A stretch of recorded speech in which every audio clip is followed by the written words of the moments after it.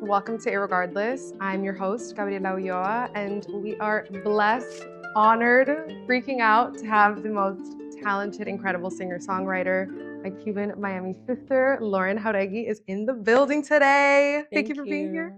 Thank you for having me. We were just talking about this, but we went to high school literally next door to each We other. did. Like, girl, on the same block next On door to this each other. literal same block with the peacocks walking back and forth, Screaming, yelling, top of their Pokemons. lungs. I always love finding like Miami people, not in Miami, you know, but actual Yeah. Miami people, not like Fort Lauderdale people who claim they're from Miami. People, though, always ask me if it was crazy growing up in Miami. They asked me that too. Yeah. What's your answer for that?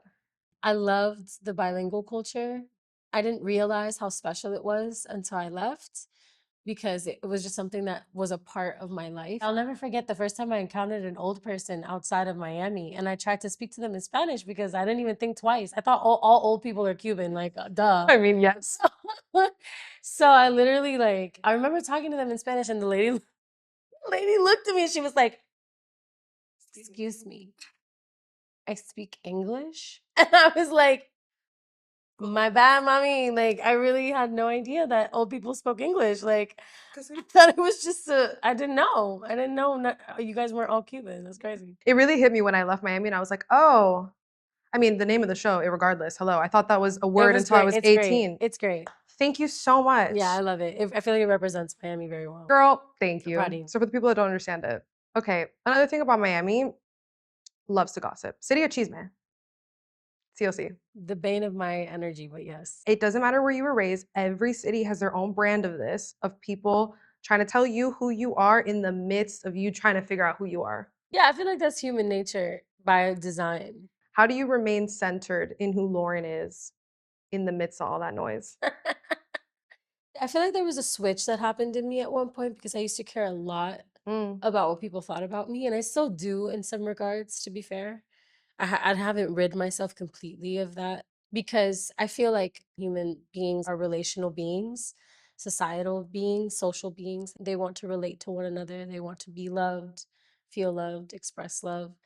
And I feel like sometimes the whole chicmeria makes for unsafe community in Yes. some ways, because, somebody will be like, my God, you're so dope, you're so beautiful, you're so cool, da da da da da, I admire you, you're all this stuff, and then behind your back talk crazy shit.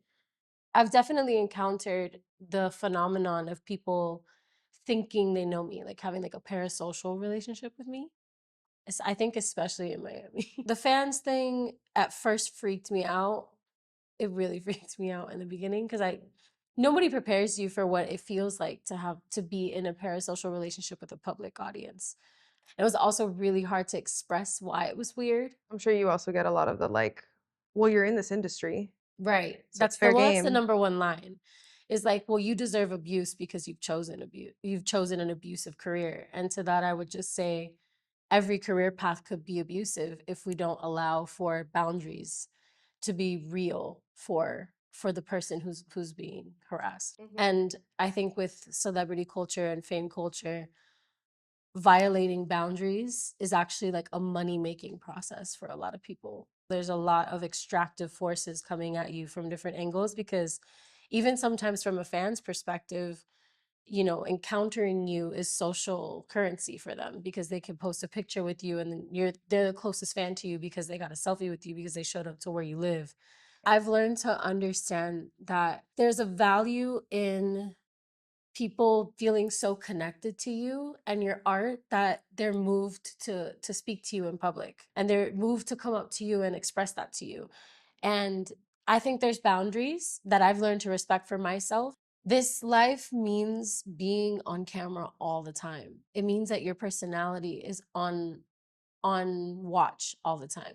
So if someone encounters you, they don't know that they're encountering whatever version of you are in that moment because of whatever's happening to you in your personal life. They're just encountering the person they think they know off the internet, which is all of our highlight reels. You were really young when this all started to happen, and I can really imagine that developing yourself into an artist that is meant to fit into a group mold is very different than developing yourself into an artist, period, or developing yourself into an artist that's a solo artist.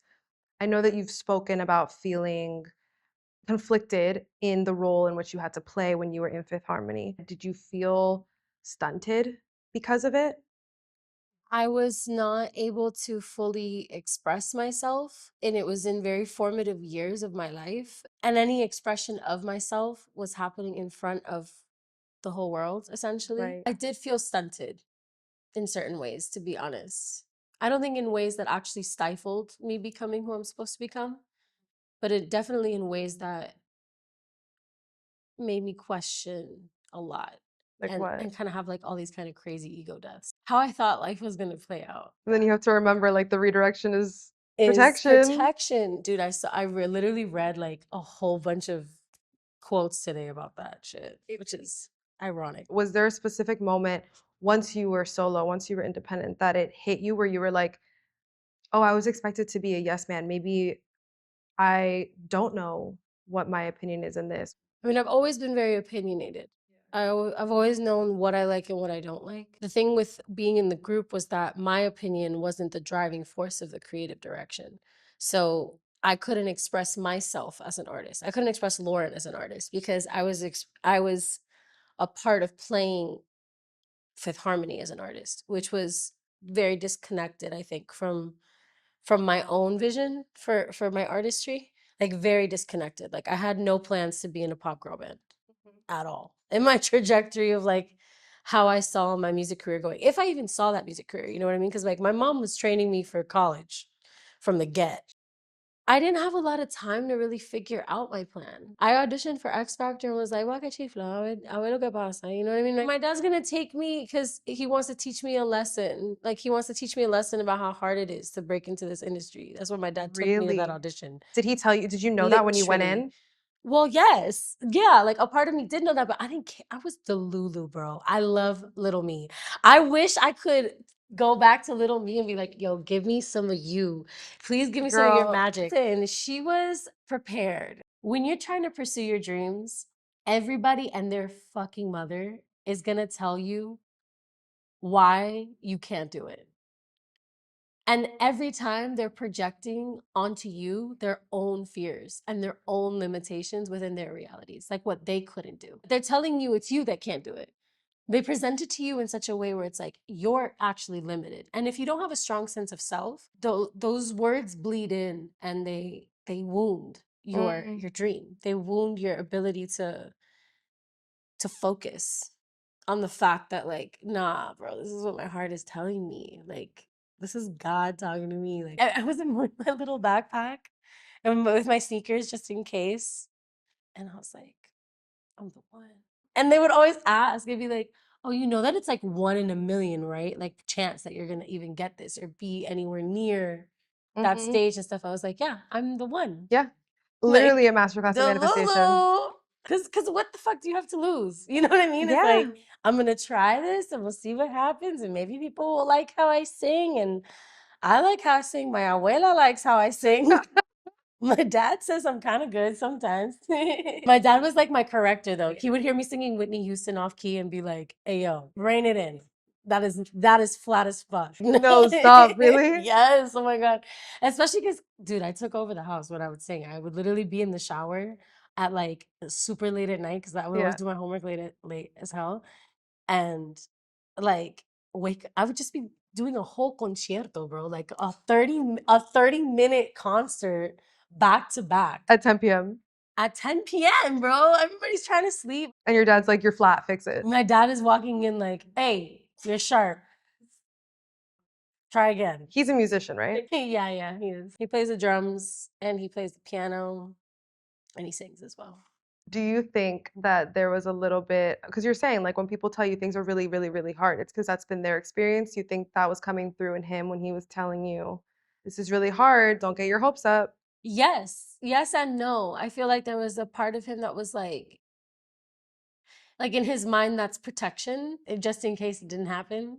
Because I'm a hard dreamer. Like when they told me I didn't get through in that last round of boot camp before they brought us in Yeah. to make the group, I've never cried so hard in my life, and I've never had a camera put in my face so fast with snot dripping down my No. nose. Like, bro, like ugly cry, like full blown. sadness, heartbroken on the floor because I had given my whole soul to that shit. And they said, doesn't matter, we're getting the shot. Doesn't matter. Okay, you said something when we were talking about the group, and you were saying how your creative vision was not the priority. Well, duh. Duh. Yeah, no. Yeah. And I didn't expect it to be honest. Of course. I think that was one of the biggest qualms that I had when it began, was that I knew I had to compromise whatever the fuck it was that I was dreaming up, because I didn't even really know. And that's what I got to know once I became a solo artist, was that I would get in a studio, and I still can get in a studio and I can write whatever. I'm genreless as a human being. Like, I'm not restricted in terms of what comes out of me when I create. Capitalism sucks because everything is so commodified and labeled and designated and boxed. And I sound like every other artist there ever was when I talk about that, because we're not meant to fit into these rigid spaces that are designed to compartmentalize us. Mm-hmm. We're meant to create. We're not really machines. Is that one of the reasons why it's so important to you to be an independent artist? Yeah. It's why I've swallowed every fucking obstacle that's been tossed my way for the past 4 years. You gotta follow the money. Whoever gives you money, wherever the money comes from, that's who you gotta appease. Because at the end of the day, people are investing in you on more terms than just your creativity. They're betting on whether or not you can sell things, sell your personality, sell your music, sell tickets, sell whatever, merch. I just feel like there's nothing more valuable to me in this process of being an artist in front of the world, especially with all the creative control that I had to give up during the first 6 years of my career. I made a promise to myself that I would not compromise that anymore. And through my experience, I've just learned that that's not a viable option, to not compromise if you're in the system. I actually feel like going independent was kind of like, again, Mr. Lulu, because I was like, listen, if I'm gonna do music, I need creative control. I need to say what I need to say in my music. I need to be able to bend genres and create whatever the fuck comes to me and whatever makes me feel something, because that's what I'm driven by. I'm driven by what makes me feel something. What song can I write, or what way can I phrase this within a 3-minute time frame or 4-minute time frame, where I can make myself understand this emotion that I'm having, make myself understand this life thing that I just went through, or that life thing my friend went through. And that to me is more important than some fuckers making a bunch of money off of me if I'm successful with that record that they know is going to be a hit. That's so generic that anybody could sing. And that's not to say that like generic music doesn't have its place in the world, but my pen is so important to me. And what I say is so important to me, because I believe music is a frequency more so than it is a commodity. And art itself has the power to actually shift conversations and mentalities and people's trajectories of life. Like, it's actually that deep, you know? Let's go there though, because your pen game is crazy. Thank Like, it goes crazy. Has your writing process been part of your healing journey? Absolutely. Absolutely. I heal through writing. I make sense of things through writing. I grieve through writing. Sometimes I'll say something that I don't even know I'm feeling yet. But then at some point in my life, I'm like, oh shit, this is applicable now. And that's why your music is so universal. Then when you give it to us, when you give it to the world, it takes on a whole new life depending on how the person is receiving it. Literally. That's my favorite part of it, to be Is it? honest. Yeah, because when people come to your shows, they're singing those lyrics back to you for their own reason. And that to me is the most beautiful part about all of this, is because we're all feeling our emotions together for our own reasons, which just brings us together and allows us to see the humanity in one another. I want to run through some of your lyrics. Go! Can we? Let's do it. Because you have some bars, Oh my God, and thank you. we're not, I set the record straight is a crazy way to say it, but like, let's just hear the intention behind it Okay. when it was written. We're starting with an oldie but a goodie. If your mind, body, soul in a line, I don't need you messing with mine. 50 feet. Out of sight, out of mind. Tell me that. What was going through your head there? If you're going through some shit and you're not squared away, you're not in alignment, you're not tuned, Sure. That's your business. You're wise. Thank you. You're It's very not me. wise. Our egos get in the way, but like I really deeply feel like creativity is like a pool that we all tap into and our vessels for, and kind of we channel. I mean, I said that to you when we had our little breakfast beach day. I was like, when I hear you talk, está tan claro. It's downloads. Like you just, and there's not a lot of people that you meet that you hear talk like that, Thank where you. it's just like embodied through you. It's really cool. Thanks. This next lyric, Lauren, I remember when I heard this song. First of all, it's a bop. Second of all, I heard this line and I think I like yelped because I was like, just identified deeply. You say, level that tone I knew you were gonna say this one. I knew because it. it's so good. I knew it. Go. What is You want to it? finish the lyric? No, no, go ahead. Level that tone. I I ain't ain't your your daughter. daughter. Bitch, I was raised by Caribbean water, lento. Was someone like doing you wrong? Yeah, don't talk crazy to me. I am not your daughter. I am a woman of the Caribbean oceans. She Don't raised you to be a fighter. cuidado con esa lengua. Uh-huh. They don't realize. They don't know. This one, short and sweet, in your new song, in Burning. Okay. I'll take all your shame. Mm. That line to me was really powerful because it immediately took me to a place of feeling so held and seen by a partner and by Mm. another person, because I think that's a really powerful statement of, you know, what a burden that shame can be. Let me hold it for you for a second. Mm. I see, this is why I love art, because that's how Mm, you interpreted it, right? yeah. That's not how I meant it. How'd you mean But it? I love that interpretation. I Mm, actually think that's beautiful. So the whole entire song is a metaphor for Catholicism and like being religiously devout, but this religion is a woman.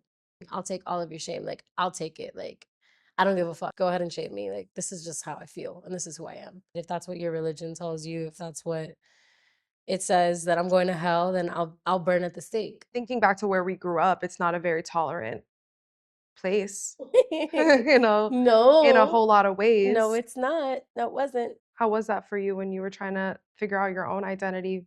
I honestly didn't really talk about it at all until I like got outed. So it was like very much a secret for me. And it was also very much something that I had a lot of shame about. That's why I wrote that song, because it was like a kind of purging, if you will, burning of these thoughts and these kinds of conflations of it being wrong and internalizing that to such a serious place, you know, where like it affected me being able to genuinely express myself as a person. How did you begin to even unravel that? Fell in love with my best friend. Yeah. And you know, ironically, I didn't even like high key didn't even think about being gay. I didn't think that I was queer at all. I thought I was straight as hell. And then she kind of like just flipped everything on its head for me, Mm, just like my understanding of the world. Because like a private Catholic school is a pretty like specific carving of yep. your mind, what right and wrong looks like, and how you're allowed to embody it, especially as a young girl. Hmm. Plus the society that I was growing up in, which is like, you know, white Cubans, Whole lot of machismo in there. whole lot of machismo, whole lot of all kinds of things, whole lot of fucking homophobia, whole lot of homophobia, especially for women. Like the word lesbian, Yes. I'll never forget how dirty it felt when other girls talked about a girl that they thought was that, or like when that word was thrown around, the way that it was used and how harmfully it was being used, because words are just words, but intention is everything. And the reason things are hurled at you, the reason things are said at you, the tone in which things are said at you. Even the way in which you were outed, you were expected to then, by the way, at a young age and in the public eye, There's so the many different factors in the way there's so many different types of wrong in what happened. yeah. But also, like, in retrospect, I'm grateful Yeah. because, yeah, because my bitch ass needed to be out the closet. I was already a year and a half deep with this girl. I have been in love with her since I was 15. Like, it is what it is, man. I'm gay. I have one more lyric Mm-hmm. that I want to run through with you. Nobody talks about walking away when there's still love. Feeling so far after being so close is a mind fuck. You helped me grow into me, so I couldn't help but change. But Finish the lyric. but changing meant seeing some things that I just couldn't change. Always love Period. Lauren Jauregui, everybody. Honestly, y'all slept on that. I need y'all to wake it up. That song is A bop. it's a bop. I mean, not like it's not a fun bop that you like, put on repeat and play. It's true But shit I though. know you bitches are going through breakups. Like, Left and right. I The streets know. are crazy. Yeah, and I know the streets are crazy. So Hmm. I know some of you bitches are missing your exes. But But it's always love. you are a really, really good example, by the way, of somebody who has just like this remarkable ability to forgive from what I can at least perceive from you. So far, yes. Humans are humans. And Hmm. sometimes people are actually despistado. Sometimes people are actually traumatized. Sometimes people Yeah. are actually going through some shit and have origin stories. All of these things are very real. Yeah. I don't think a lot of people use it as an excuse, to be honest. And the people Mm. who do use it as an excuse are usually like intellectualizing their emotions. And so they're also pretty traumatized, like they don't really know how to feel their emotions. Like that's really sad. So it's I'm just, like, no, me too. over I'm intellectualizing talking is about my, me. I would be in the Olympics for that bullshit. Girly. You and I would be golden, bronze, and silver, all of them. Sister. Gold and silver, specifically, though. Right. We're Anyways, winning. We stay winning. we're winning, is the We point. Back to our emotional turmoil. I'm a pretty compassionate and empathetic human being. And I know it about myself in practice, in my own life. I literally need no one else to validate it for me. God and I know what my heart looks like. So I'm cool. But I have done a solid amount of forgiving of some seriously heinous individuals. But but it's okay in the long run because my heart is a little clear because of it. Exactly. And you know what I do? I do this exercise. Sometimes you're not able to do that, sit face to face with the Yeah. person you need to forgive and it be an actual healthy conversation that has a closure. A You know what lot I'm of times saying? you can't. Most of the time, right? But in those circumstances, I have this practice that I did by accident one time, and which is that I sit and I talk to their higher self. And I'm like, hello, higher self version of this person. I gotta tell you some shit. Because the version of you that I'm dealing with is not getting it or cannot get it. So I'm gonna talk to you about it. You guys work that out at some point in your journey. But just know that I forgive you. Is there a moment that you felt that the most powerfully that you can remember of having that moment of forgiveness with Yeah, I'm somebody? seeing it in my brain right now, actually. I was in my friend's bathtub in her apartment, and I was staying there for a little bit. And I was just going the fuck through it as I always am. I'm literally always going through it. I had so many people that I needed to forgive that I had no capacity to forgive. Mm, Like I had no way of encountering them and being able to have a conversation that would make my heart feel better. mm. So I was like, okay, I have to do something about this. So what the fuck do I do? And that was the first time I ever did it. I was doing like a full moon bath and I had my crystals in my bathtub with me and everything. I was like on some serious woo woo shit. And I was like, I need to speak to their higher self. I need to just call in their higher self and talk to them because they'll understand me.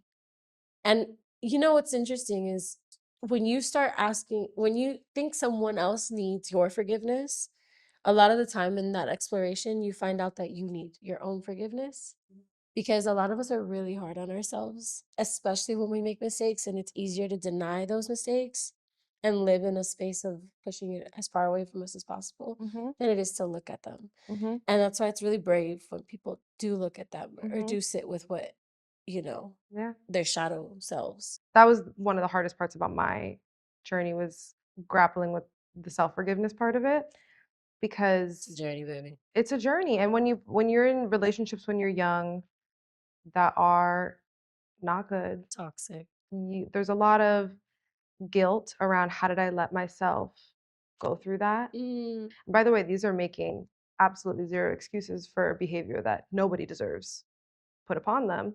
but there's a lot of, at least for me in my journey, I realized that No, there was a whole that's a hell of a lot super of valid part of the process because it's your little you that you're talking to. Because a lot of the time, the people who stay in your orbit are the people you really believe need to be in your orbit, and that's what these abusive and toxic cycles do, is that they make us dependent on them, because it's a supply and demand type situation where, you know, you're getting these breadcrumbs of affection, and that's what you're used to in your understanding of love.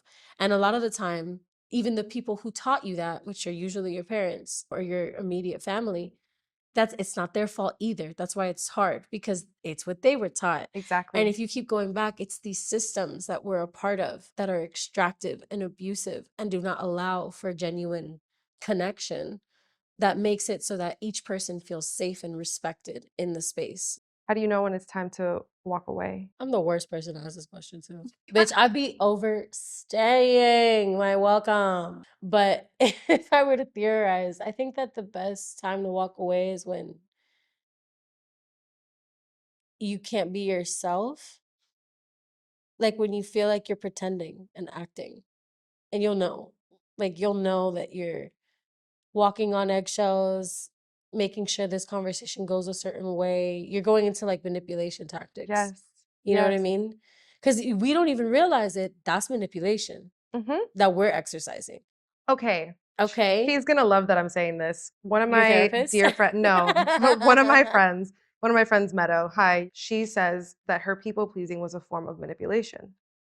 Because you're trying to manipulate someone else's feelings. Yeah, Because you're trying to protect how they perceive you exactly. instead of them. You convince yourself you're protecting them. You convince yourself you're such a nice person.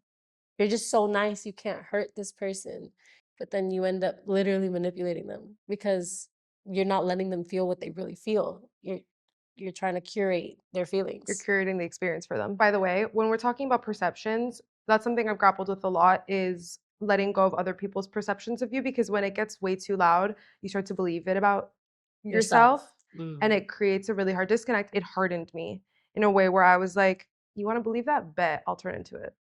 Go ahead, keep Yeah, saying it. that's what happened to me in the group. In what ways? I think being as outspoken, straightforward, confident, intelligent, not easily manipulated as a 16-year-old girl. How dare you, Lauren? How dare you? How dare How you dare you have a have mind of a your own? brain That's with ridiculous. thoughts And that you how dare you say? defend your own essence and your own integrity? Fuck you, you know? So I feel like that feeling of you're such an aggressor, like you're so difficult, you're such an aggressor, you're so intense, you're so whatever, all of those like big things that when women are those things, it's like you're not demure anymore. You better rein it in, Yeah. little girl, you know, type shit. I feel like I committed harder and harder to the rebel shit. Yeah. Cause I was like, fuck you, actually. I'm gonna think what I need to think, and I'm gonna feel what I fucking feel, and I'm gonna say what the fuck I wanna say. Actually, you can't police me. But then I'm not that hardcore as a human I'm just a being. Cancer. Literally Literally. though. I want to take it back to faith for a second because you were talking earlier. You're like, there's a lot of different ways you can practice things. And I think one of the issues that I had growing up around Catholicism was I felt like I was never really introduced to the conversation between me and God. It was never a relationship. It was this is how you pray, this is what's right and wrong. It's not about a dialogue. And how have you been able to make your faith your own in a way that works for you? My mom was always much more spiritual than she was religious, so I think that's a blessing in itself. I went through a whole phase where I was atheist. I was full blown like I don't believe in God. I don't believe in none of this shit. And I remember I told my mom even I was like I don't believe in God. And she was like, "Yes, The what do you neighbors come mean, out their mija?" house. Literally like, "What are you talking about?" And I was just like, I don't believe in God." So arrogant. Because at that point, I was studying history and religion at the same time. And I was like, this is some bullshit, as I think a lot of us do in our journeys. And then I kept exploring because I always felt that there was something greater than us. And I always was very drawn to paranormal stuff and just like that kind of energy always drew me, witchy stuff, like all that kind of stuff. I was actually much more interested in connecting to spirit through the elements and through what the natural world around us is, because that's where I find spirit. I find God in everyone and everything that I meet. And I look for it everywhere because it's an essence. It's love to me. Do you have any symbols or things that you see in life that kind of give you that nod of like you're on your path, girl? Angel numbers, baby, duh. Girl, I can't show you, but I got 1111 right here. Okay, I have 27 tatted on me because There you go. that's one of my angel numbers. Can I tell you what happened to me this week? Please. Okay, so when we had our little beach day, Yes. we talked about dragonflies. Yes, we did. Do Did one visit you? Oh, you abuelita. want to talk about dragonflies for a second, and then I'll tell you what happened? I mean, dragonflies are just really representative of my grandmother on my dad's side, Abuela Grace. She was my first guardian angel, and she's still very much present, very much with me. And she comes to me in the form of a dragonfly. Not just me, she comes to my dad too. At my sister's graduation, bro, at her graduation, end of ceremony, we're outside.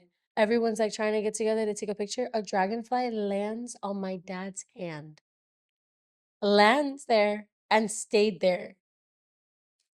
It's just when people are like, I don't believe in the.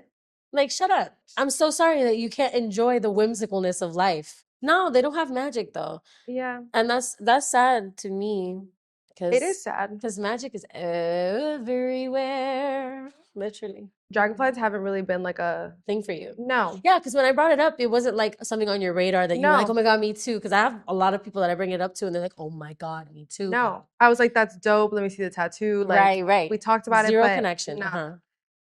So yesterday during the day was home looking through my little questions, and I shit you not. No. I'm like thinking about like the symbolism question. I look up and just right at my window, one just floating right there, a dragonfly floating. Wow.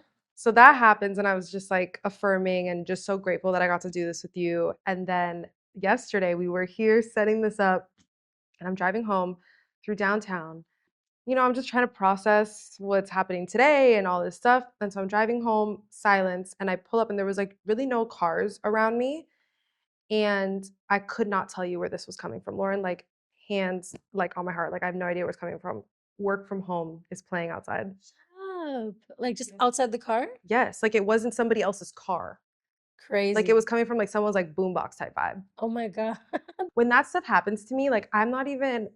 I've gotten to a place where I'm just like, obviously, Oh, thanks. like yeah, like thank you, like I know you're there. Thanks. It's an avocado. It's an avocado. Thanks. Like that was really the moment where I was That's like, me with all the signs. Honestly, I've been a little disrespectful though, because I for sure have been getting mad angel numbers this week. I feel like they've been like, yeah, yeah, yeah, yeah. and you're just playing Fruit Ninja with them. You're like, get on And my I'm face. like, that's not that important, but it is so important. It's just it gives you that self reassurance there. Yeah. We were talking about a little shame, a little guilt, two words ingrained in a lot of religious stuff. Two words also ingrained in Latino parents. Period. They love to make us our parents feel guilty or like scare us into doing things or out of doing things. And I think superstitions for me is like a really hilarious way to do that. Personally, is like a really funny way to get someone to do something or not do something. And it's just such a Latino thing. And I just gotta ask you if there was a superstition that you grew up hearing that has Purse on the floor. burned in your brain. Purse on the floor. Purse on Why? the floor. Tell the Pick people that why. shit up right now because you'll lose all your money. It's gonna get sucked down into the ground. It's gonna evaporate. Mm-hmm. The spirits of the ground will take it from you. Mm-hmm. Yep. Except my friend the other day told me, unless it's in your house. Tampoco. That's what I said. I said, you're just being lazy, Mija. Just put it on the freaking chair. You're working on your first album. It's really exciting. Congratulations. Thank you, girl. Has anything stuck out to you about this specific creative process versus the other ones? It's so dragged out. Like the first two EPs should have been my first album, like together. That's not how life worked it out. So now I'm writing new songs, like I'm a new person. And I have some stuff from the past that I'm plucking in. Yeah. I've come to realize that my practice right now is very loose in the sense of like I work with who wants to work with me. we get in, we make whatever comes out. And if it works in the context of what I'm creating, then great. If it doesn't, then it's just sitting in the vault, you know? Mm-hmm. I think that the whole thing in my life right now is people not understanding who I am. What do you want them to understand? I'm a lyricist. The vibe is always going to change because I'm not looking to sound like something. You said something too about the importance of who's around you, right, when you're making this art Mm, and the collaborative process of what that can look like. And I can imagine that that's a really intimate thing, is the people that you're choosing to bring into your projects. When you brought Ty back mm. into your album, I'm like, listen, But your ex. but your ex. So what was that like bringing? No, but for real, like, Ty and I made that song actually when we were still together. okay, And so I brought it back because the song's great. And Ty and I have always been on good terms. You know, we broke up, it's but always love. it's always love was about him. Yes, it was. I know I'm like one of those bitches that's like, yeah, I wrote this song about you. So if you know, I know, he knows, we all know. So Right. no one's weird. It wasn't weird. I let him know the song was gonna come out and he was super happy about it because he's a music guy. He loves music. He's not as driven by his ego as a lot of men in this industry are. And that's not to say he isn't in the ways that he needs to be, but more so just like he's not trying to go out of his way to make me feel small because he used to fuck with me. Like he has respect for me as a person. I have respect for him as a person. We love each other Mm. genuinely. Do you think that grew after the relationship ended? No, dude, he was so incredibly supportive because him and I were dating at the beginning of me leaving Fifth Harmony Right. or us disbanding. So he was a huge part of me growing as an individual artist because watching him work taught me a lot about how to conduct myself in a studio, how to Mm. come from a place of self-respect and like validate my own ear because he always goes with his gut about what he hears and what he feels and he's like a fucking savant and plays like 8 instruments, just mutual respect. So I don't feel any type of way, you know what I mean? Like Yeah. it wasn't weird to reach out to him. It wasn't weird. The back end was easy because some of these back ends for these songs, I'm like, I want to fight. In terms of like getting the thing out there. Oh my fucking God. I'm like, bro, can you guys shut the fuck up and sign the paperwork? Like sometimes the back end of stuff is not fun because that's when people's egos enter the chat. My brother in Christ. I'm an independent artiste.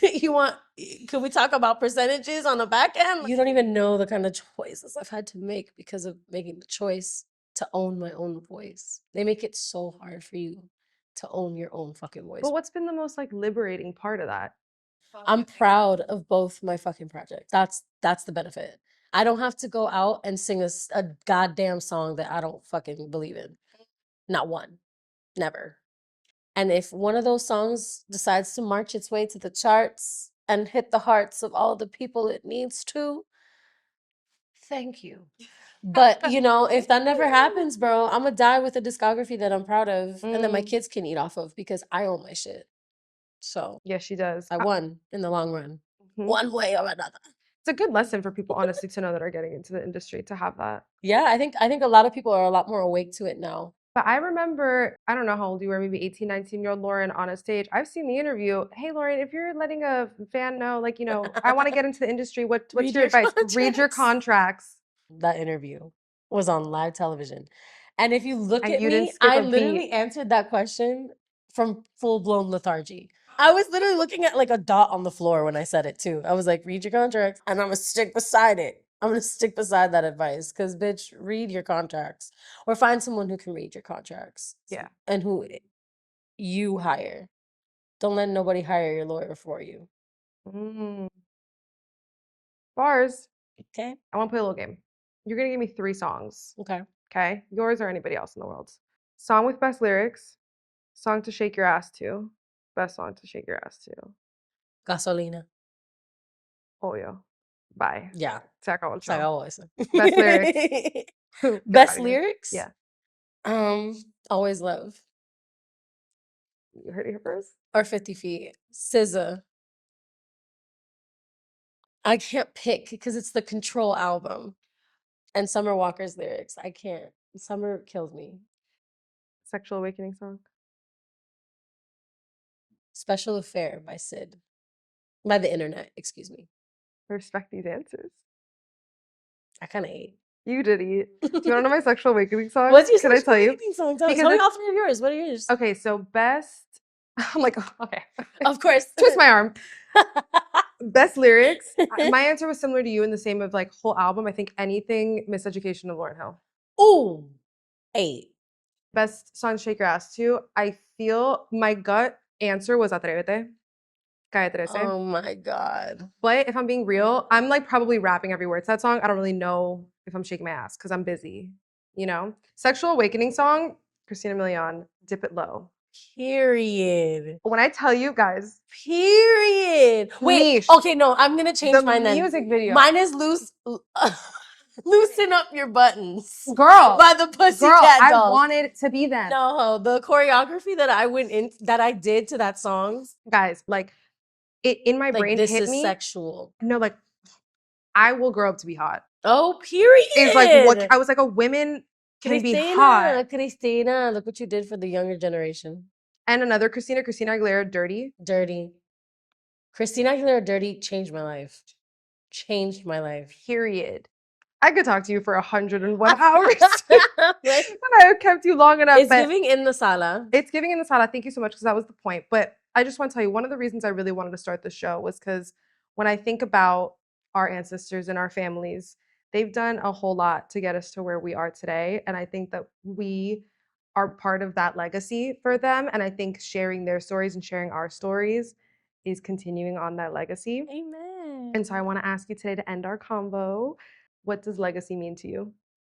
For me, legacy has a lot to do with how people feel around your essence and feel you through your work. So your art, your expression, your gifts, and how you share them with the world, like that's your legacy.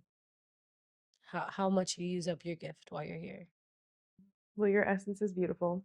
And I'm very grateful for you. And I'm so happy that we got to do this today. Me You too. were Thank you for having me. Girl, This you're was fun. This was fun. This was really fun. Thanks. I'm like Yeah. affirm me, tell me. I was like, loved it. I loved it. I liked the questions. They were good. Thank you. You're just special. You're easy to talk to. You're special. You're thoughtful. And it's my honor to get to do this with you. Thanks, girl. 7 bottles of water later. Literally.